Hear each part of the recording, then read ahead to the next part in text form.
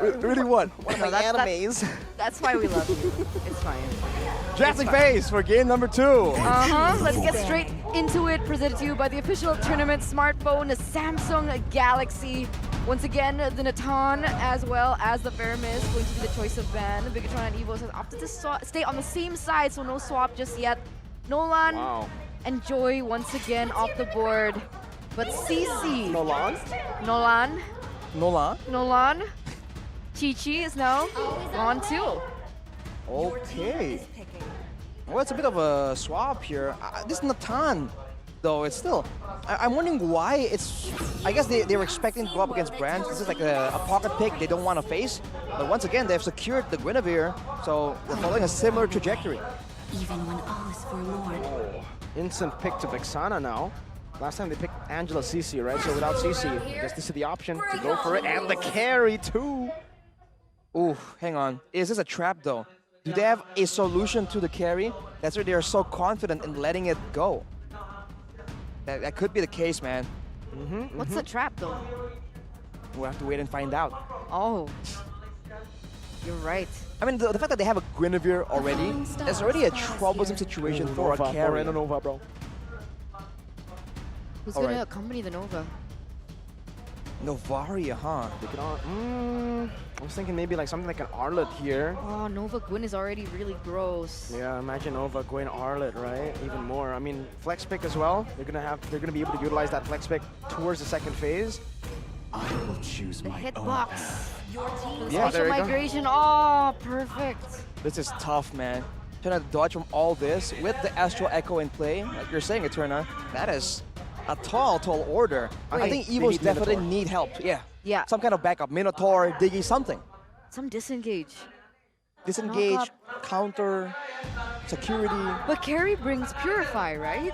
Can bring Purify, doesn't have to, but looking at the comp, yeah. I feel like he will, for sure, for sure. That's why all these spammable sources of crowd control from Bigetron is just massive value. So last pick in the first phase here. What can Theo find? That's the question here. We're going to see in just a few seconds. It's going to be the Ruby. All right. Do we like this? Is this the disengage that you were thinking about? Or would you have preferred something more like Minnow? It fits, right? It's a spammable AoE, and you can corral everyone with the I'm offended for the big combo. We saw how valuable that can be with a Vexana. I think the Tigreal will be more ideal if you're trying to go for a combo, but a Ruby, again, has some flex potential. So now you have to wonder if Coach Theo is trying to play some mind games, already banning away crowd control immunity in the form of the Grok. Will the Martis follow, is the question. Oh, I think I honestly would like the Martis here. Are they going to ban it out, or are they going to go for a Fanny ban? Oof, you're right. The Fanny, like Mirko mentioned, whenever you're up against Bigetron, you just have to be wary of the potential of this, you know, the surprise Fanny. We'll go for the Voxia ban for Bigetron first. But I don't know, would you pick a Fanny into a Ruby pick, is the question. Because Ruby does have nice CC in her kit. It's not just an ult that she's relying on. She has a skill 1 and skill 2, which also holds gravity. But it's going to be a Fanny ban. Still, from Evos. They don't want to risk it. With the Fanny, man, even early on, there's a chance that the game just gets completely shut down because Brands just keeps getting assassinated by the Fanny. I think that's the main concern that they have. But you're asking if I would pick it against a Ruby? I wouldn't because I have awful mechanics, but maybe Super can, right? You know, the young prodigy. I mean, as Bigetron, would you pick Fanny? But okay, that's fine. I feel like it has potential. Let's put it that way. And if anything, it at least forces them to pick something else. But whoa, Benedetta. Yeah. It's been a while. Respect to Veldora, man. On these damagers, on these carries, he's actually amazing. An amazing XP laner, full of potential. We saw that potential with when he was in Evos Icon for WCG and even in MDL. He's always been a very, very good XP when it comes to damage dealing. So let's take a look at Evos Glory now. What do they want to pick? I think at this point, they're just going to try to utilize that XP roam flex as much as they can. So they should go for just the jungle pick against the Gwyn. Barat's Martis. Anti-CC squad. Oh no, they actually decide to just pick Terizla first. So Ruby Rome.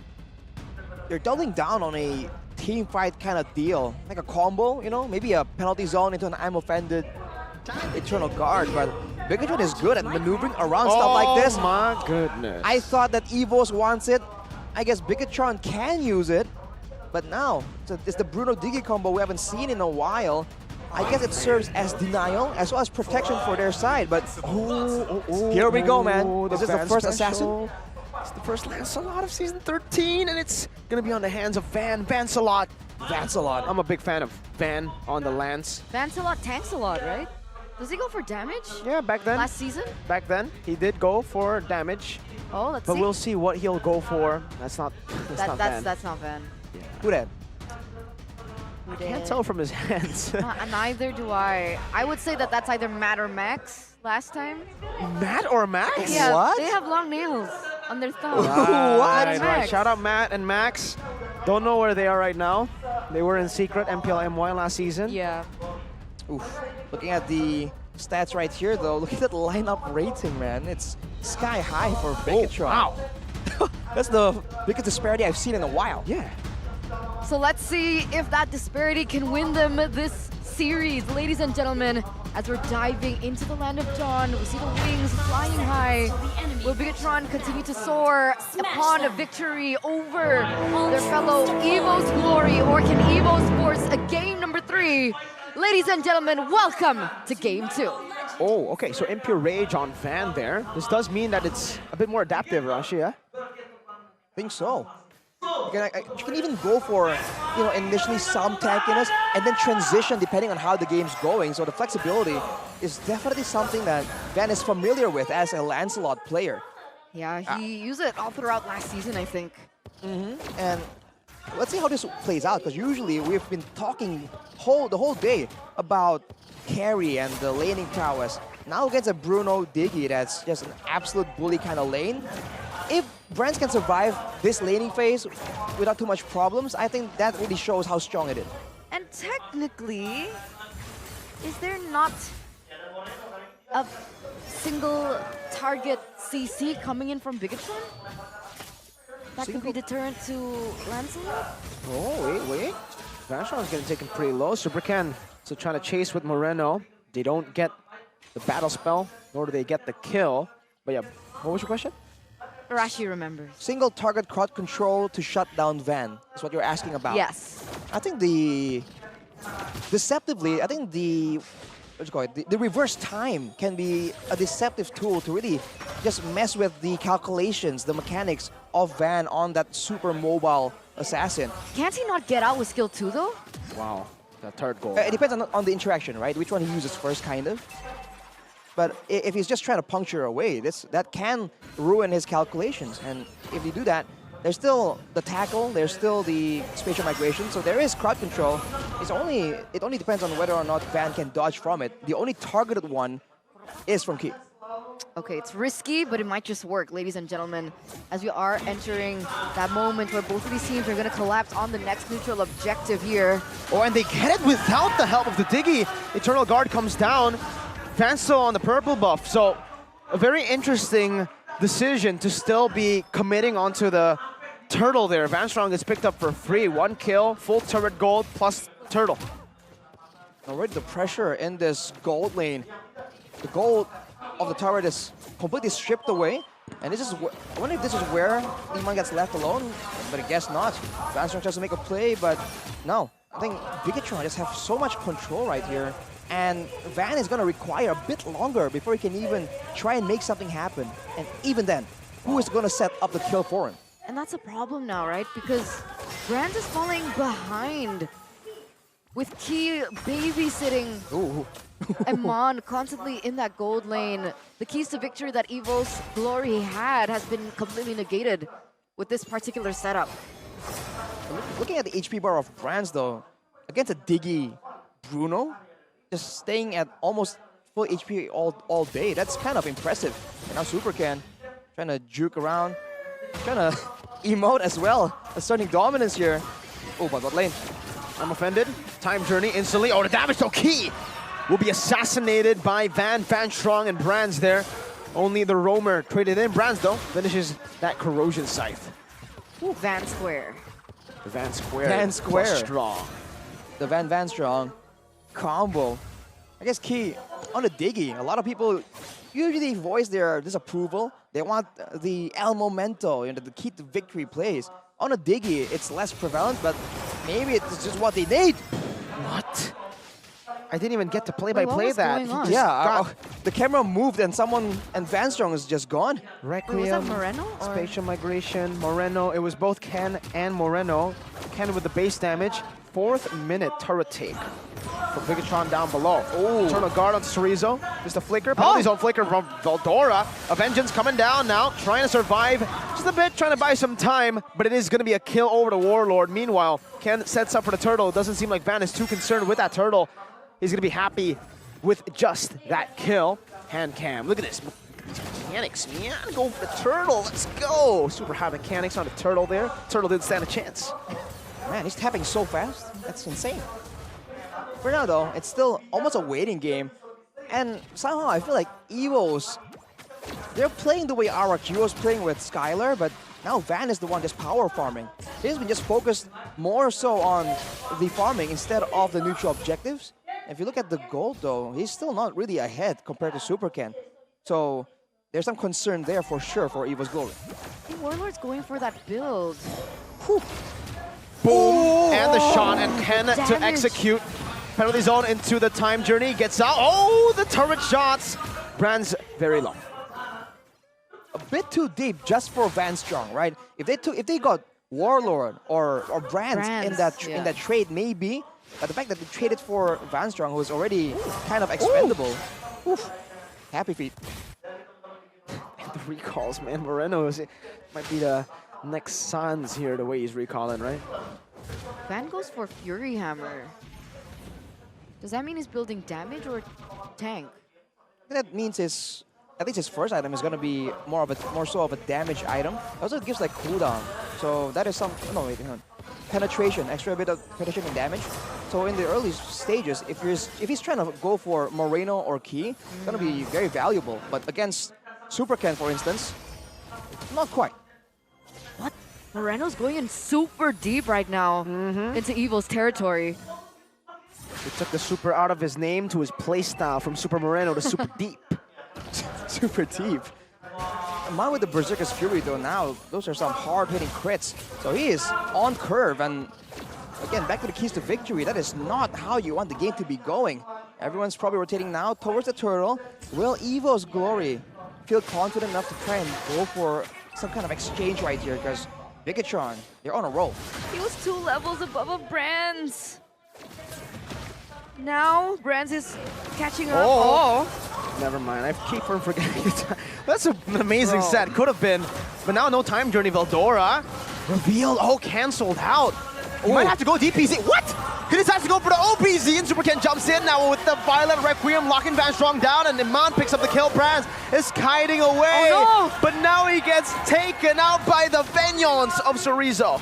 There goes his life. 3 members taken down. A Prelord into Iman's pocket, by the way. As Super Ken goes in for more, takes away that purple buff. Man, he was glory. I think they weren't expecting that kind of damage, that amount. Yeah, definitely not. At that kind of speed. So Veldora definitely was making a split-second call here, like, oh, dude, DPZ or APZ? And then he just went for it, and that was just not the way to go. Key, man. This is pretty dirty, man. Moreno reminds me of Sans. Who, Moreno? Yeah. Oh, yeah, I mean, look at him. He's already doing Novaria things right now. But, dude, these alarm bombs, I think it took Warlord really low earlier. Of course, the alarm bombs, they do more damage the longer the game goes. Ladies and gentlemen back at home, so the longer this game goes, the more Evos Glory has to be concerned. And look at Iman. Iman. He's not on a carry, he's not on a tank build, but with a Diggy behind him, he feels fully comfortable just standing there. Come on, look at this poke. Right? Look at this game fact. Let's take a look at this game fact. In MPLID Season 12, Diggy from Key has 100% win rate from 5 uses. It could be 100% from 6 uses. real soon, looking at how this game is going, because look at the poke, right? You got poke from Key, and then you have poke from Moreno, and then Iman just does Iman things under the turret onto Evos Glory. So even before Evos look for a proper setup, they're already caught super low. That puts them at a disadvantage. What do they do? Falcom Cell, go get better connection with 3 gigabytes of extra quota.